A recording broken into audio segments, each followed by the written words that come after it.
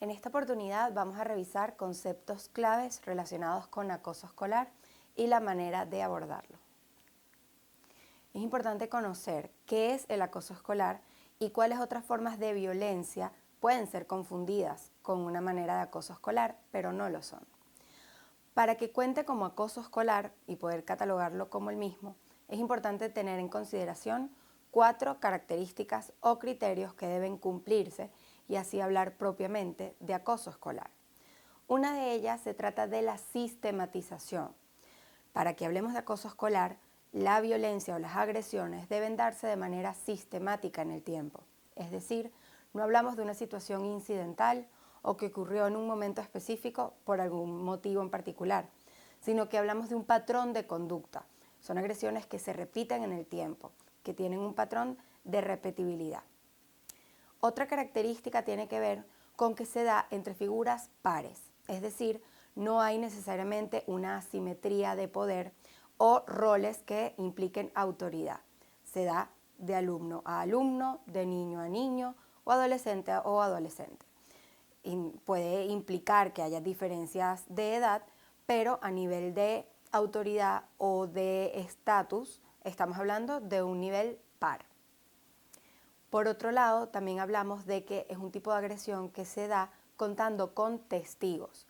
Debe haber, o generalmente suele haber personas que puedan observar la agresión, saber qué está pasando y de alguna manera, de esta forma, el que agrede se asegura de estar garantizando que haya poder o que él pueda estar demostrando que si las otras personas se oponen frente a esto, también pueden vivir lo mismo que está viviendo el agredido. Entonces la figura de los testigos es indispensable. Por último, pero no menos importante, la cuarta característica habla de la intencionalidad en la agresión. Es decir, el que agrede va a buscar efectivamente mediante esa violencia generar daño, generar un efecto en quien vive la agresión. No es algo que ocurre de manera accidental o por equivocación, sino que es algo que yo voy a buscar hacer para generar daño o lastimar a la persona que está viviendo esta violencia. Entonces, para poder hablar de acoso escolar tenemos que recordar que debe ser sistemático, debe darse entre pares, es una situación que implica intencionalidad, yo busco hacer daño, y se da en un entorno en donde habrá testigos para poder dejar claro que el que está agrediendo busca establecer poder. Es importante hablar de otro concepto que suele ser confundido con el acoso escolar, que es el de violencia escolar. La violencia escolar, ciertamente, es esta agresión o esta situación violenta que se da en un entorno académico, en una escuela o en las etapas escolares. Sin embargo, cuando usamos la violencia escolar o el término violencia escolar, nos referimos más bien a aquella agresión que se da, ahora sí, en situaciones de asimetría de poder. Por ejemplo, cuando un docente puede generar agresiones o tener conductas violentas hacia un alumno o viceversa, un alumno buscar maltratar a algún personal docente, administrativo o directivo de la institución. Sin embargo, cuando se da entre pares, ya sabemos que hablamos de acoso escolar. Otro tipo de violencia, cuando hay asimetría de poder, es entonces llamada violencia escolar. No hay acoso escolar cuando no hay paridad. Importante también hacer mención de lo que es el maltrato. Cuando hablamos de maltrato infantil, estamos acostumbrados a escuchar temas relacionados, por ejemplo, a dinámicas en el hogar, incluso a negligencia parental, a los maltratos que cuidadores o representantes pueden llevar a cabo con sus niños o sus adolescentes. Sin embargo, el acoso también entra dentro de lo que sería el concepto de maltrato. El maltrato puede venir siendo un término mucho más global que abarca muchas maneras de violencia, que son bastantes, dentro de las que puede estar, por supuesto, la negligencia, la violencia, el abuso sexual e inclusive el acoso escolar. Es importante tener una noción de lo que puede ser la sintomatología esperable frente al acoso escolar. Sin embargo, es importante hacer mención de que no siempre la expresión del sufrimiento va a ser la misma. Esto puede variar dependiendo de cada persona que lo viva y de la experiencia particular de cada quien. Sin embargo, es muy frecuente empezar a ver síntomas tanto psicológicos como físicos, inclusive conductuales, cuando una persona está viviendo una situación de acoso escolar. Al hablar de los síntomas físicos, es importante comprender que si bien no siempre se van a presentar, cuando estos ocurren, sobre todo cercano al inicio de un periodo de clases, una semana escolar o en las mañanas cuando empieza el día, podemos empezar a relacionarlo con la idea de asistir a clases y un posible rechazo frente a esta situación. Sobre todo si estos síntomas físicos no se explican por alguna otra patología y si además se repiten en el tiempo cuando está cercano el periodo escolar, ya sea esto un domingo en la tarde o en la noche, cuando ya se acaban las vacaciones y va a empezar un nuevo periodo escolar, o inclusive en las mañanas a la hora de prepararse para ir al colegio. Estos síntomas físicos pueden ser de distintas maneras o expresarse por distintas vías, pero muchas veces pueden ser síntomas estomacales, ya sean náuseas o cualquier otro tipo de alguna manera, indigestión. Por otro lado, también presentamos lo que puede ser dolores de cabeza, cefalea, también aumento de la frecuencia cardíaca, ¿no? Taquicardia. Y también vamos a empezar a ver ciertos patrones o cambios que pueden tener que ver con patrones del sueño, con la higiene del sueño. Podemos ver, por ejemplo, insomnio, disminución de los patrones de sueño, o hipersomnia. Podemos empezar a ver que el niño, niña o adolescente va a empezar a dormir de más, va a tener patrones de sueño alterados. De la misma manera que patrones en la alimentación modificados, ya sea para el polo del aumento o de la disminución del apetito, también es algo que debe llamarnos la atención. Ahora bien, con los síntomas psicológicos es importante estar bien atentos porque no siempre son situaciones que van a ser tangibles o que vamos a fácilmente poder identificar. Muchas de las cosas que se ven con frecuencia tienen que ver con la ansiedad, esta conducta que refiere a angustia con respecto a algo que aún no ha sucedido, sino que representa para la persona una amenaza que está en el futuro, pero que para él ya es inminente, es algo que al menos de manera mental la amenaza ya está allí, que en este caso es asistir a la escuela o al entorno en donde se está dando el acoso escolar. Entonces, esta ansiedad relacionada con asistir a estos entornos también de manera importante nos tiene que hacer reflexionar acerca de qué puede estar pasando allí. Por otro lado, empezamos a ver que el niño, niña o adolescente puede empezar a aislarse, tanto de sus vínculos como de actividades que antes solía disfrutar y ahora pues ya no quiere involucrarse tanto con esas actividades o esos entornos. Empezamos a ver un desinterés, ¿sí? Empieza a haber cierta anedonia con respecto a lo que le gustaba, lo que disfrutaba y que son cosas que ahora mismo rechaza.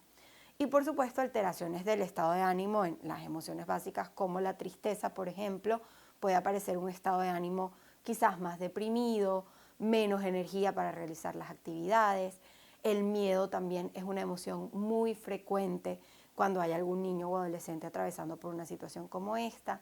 E inclusive la rabia y la irritabilidad son emociones que también pueden aflorar perfectamente a la hora de vivir una situación como esta. Estas emociones son muchas veces difíciles de expresar y de canalizar para la persona que lo vive. Entonces es también bien probable que podamos ver que este niño, niña o adolescente, si ya sin necesidad de vivir acoso escolar pueden tener dificultades en la regulación emocional, una persona que viva una situación como esta seguramente tendrá más inconvenientes para regular sus emociones, identificarlas, expresarlas y poder canalizarlas de una manera apropiada y saludable. ¿Cómo suele ser un abordaje para este tipo de casos? Pues por supuesto dependerá del caso en particular.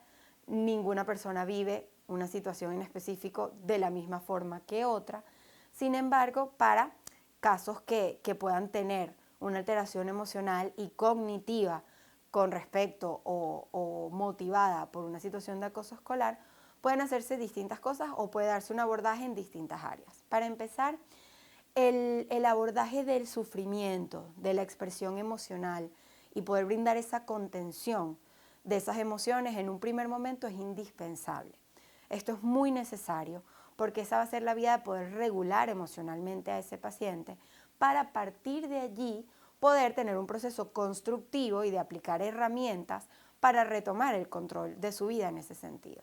Pero esto no va a poder darse de manera apropiada si no hemos brindado un espacio para la contención emocional y para regular esas emociones que en este momento estarían desbalanceadas. Como ya lo vimos, hay una vivencia de emociones que son variopintas, que pueden ir por muchos sentidos y en muchas intensidades, y eso hay que poder regularlo para poder brindar esas estrategias de afrontamiento posteriormente para la situación.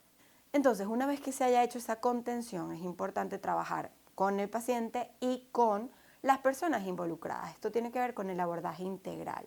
No estamos hablando solo de una persona que sufre acoso escolar, estamos hablando de sus familiares, de sus compañeros, de sus docentes, de las personas que viven con él y que acompañan esta vivencia. Entonces, poder trabajar con su núcleo cercano, tanto con sus representantes como con la institución, para que puedan trabajar en conjunto, engranados, es la clave para poder dar con la solución del problema y que no sea de alguna manera postergar una situación que en otro momento puede volver a detonar, sino más bien trabajar y dar con la raíz del conflicto. Por otro lado, las técnicas cognitivas y conductuales que se pueden aplicar son diversas.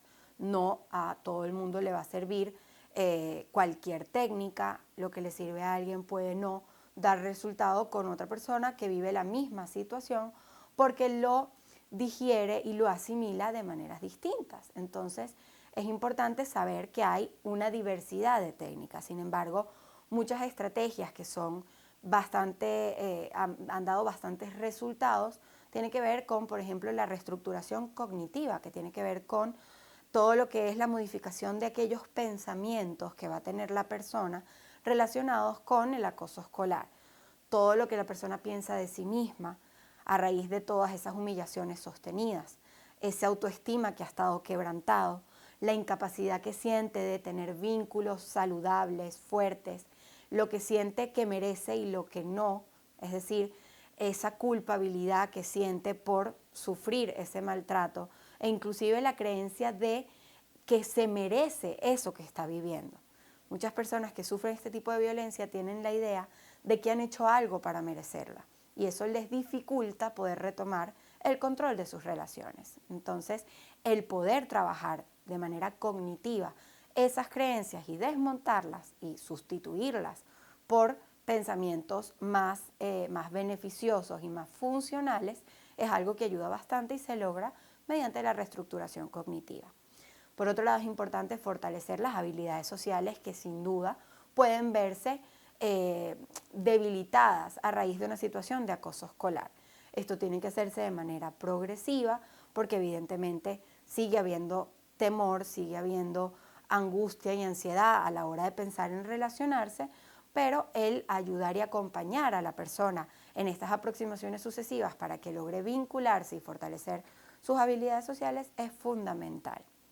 Y por supuesto un entrenamiento en resolución de conflictos, sobre todo cuando hay personas que, habiendo vivido acoso escolar, les cuesta mucho entonces expresar lo que sienten, expresar su negativa frente a alguna situación, oponerse frente a algún escenario que les parece contrario a lo que piensen y lo que sienten, es algo que les puede costar bastante, porque seguramente han vivido tanto rechazo que les cuesta expresar una negativa o una oposición frente a algo. Entonces, es muy necesario trabajar mediante la comunicación asertiva, la oposición asertiva, todo lo que es el manejo de conflictos para que entiendan que ellos pueden seguir defendiendo lo que piensen, lo que sientan, pero de una forma en la que no sientan temor o miedo de ser rechazados o agredidos. Otras medidas que también es importante considerar, ya no tanto en un tratamiento terapéutico propiamente dicho, sino a nivel de abordaje integral.